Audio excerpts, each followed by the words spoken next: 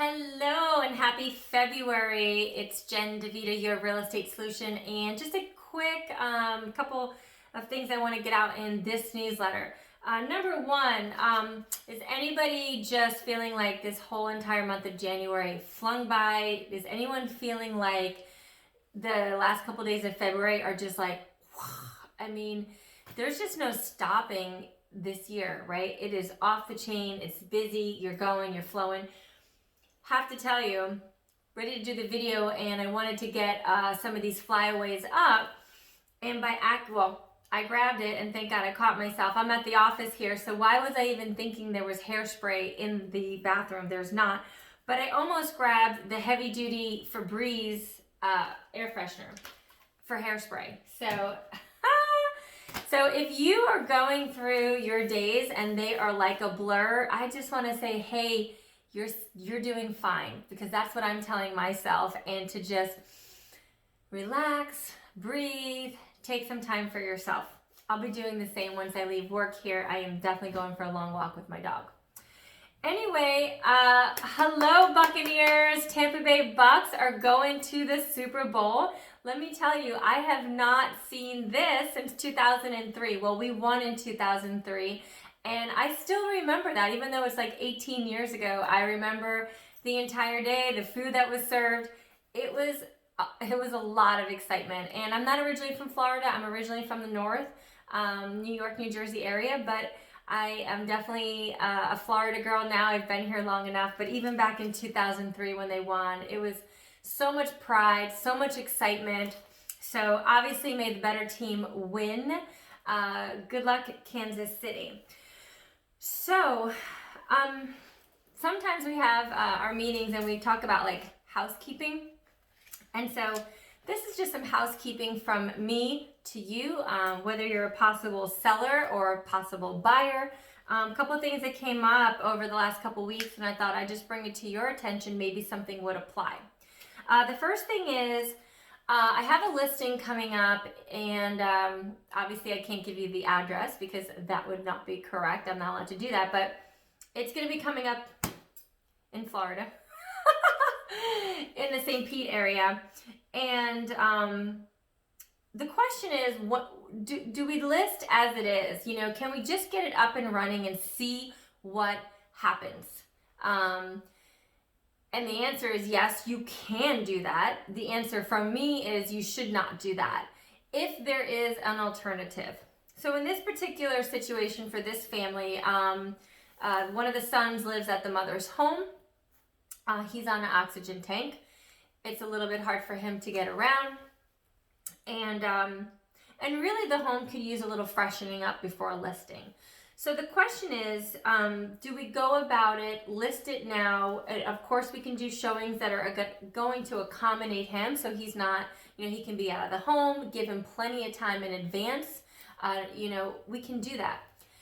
But there is money left on the table, okay, that could be going into the seller's pocket for that little bit of time that we wait and possibly do it a little bit differently, which would be let the son get into the new location.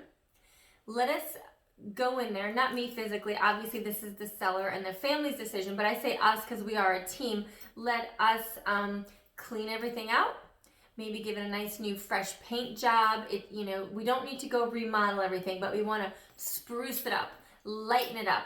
Because even though this home is older and it will need some updating, if we do the basics of cleaning everything out, paint job, possibly even stage, depending if there's money in the budget, which there very well could be, then we can get more money in the pocket for the sellers that would outweigh that waiting period. So the thought process initially could be like, hey, I want to get it in the month of February because I really want to go under contract and close in March. But the people that are coming through in February, emotionally, we could be losing attraction and what they're willing to pay versus a home that's spruced up. And we're not talking about going over the limit because we're probably going to be limited on the budget. I'm talking about just doing some simple things that can have a real return on the money for the small amount of time and the small amount of money that's put into it. So if you're thinking about that, I would suggest calling me and telling me what your whole game plan is, what your possible options are, so we can walk through it as a team and really figure out the best advantages for you. The other thing I have buyers, and we're going to be looking in the month of March. We tried last year, and they had linked up with a lender that was under the impression, or really thought, that they would be able to push the loan with a 2019 tax return and proper documentation, or what seemed like proper documentation for 2020 to source income. But at the end of the day, Fannie Mae just would not allow it. It was rules and regulations that were in place for that loan that just nothing was happening without the 2020 tax return. So, and we kind of knew that, but the lender was under the impression that they could maybe get through underwriting and show them some mitigating circumstances. It never happened. We spun the wheels, they spun the wheels, we gave it a little bit of effort, but it just didn't work out. And so here we are in 2021, and he's almost done, getting ready to prepare that 2020 tax return.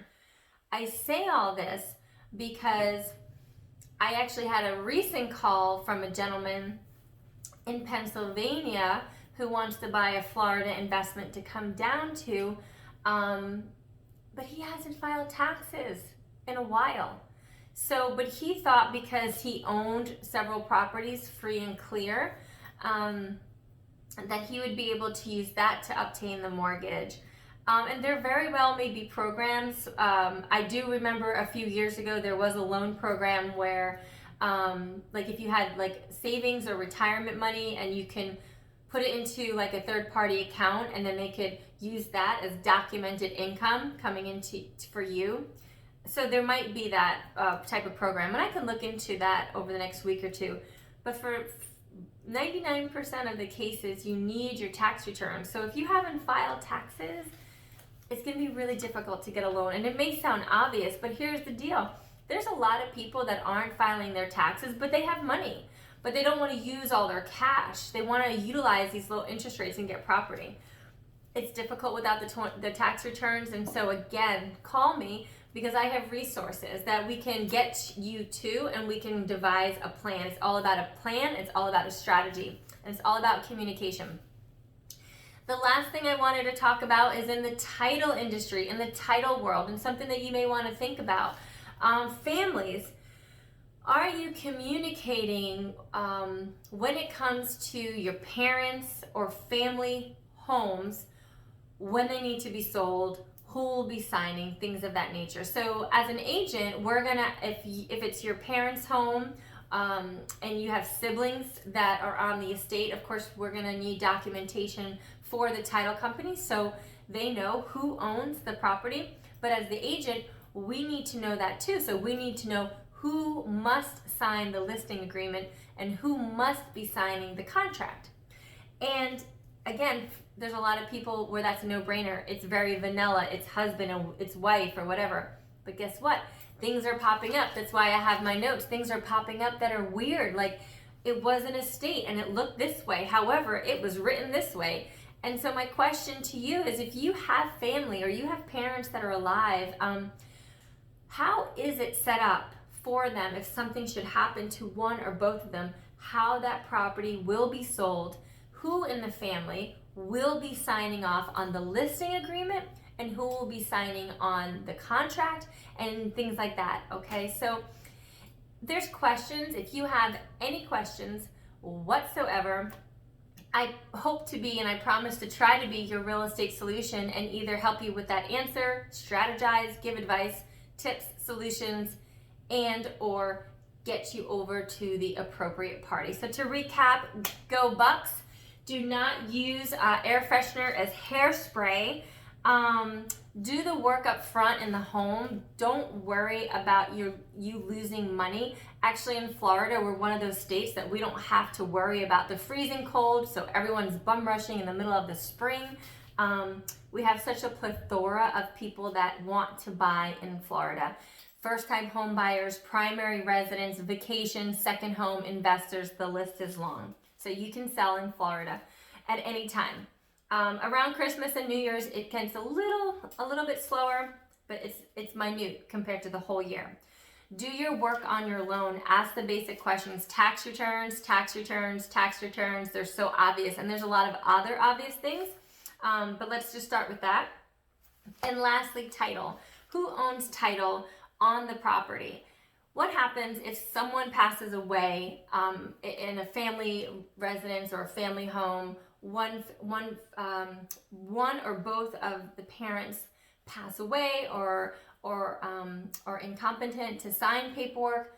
Who signs? And so I hope this helps you in any way. If you or a friend or a neighbor had some questions swirling around in your mind, have a wonderful week. Have a great Valentine's Day in February. Happy President's Day in February. Again, go Bucks. This is Jen DeVita, your real estate solution, and I appreciate you.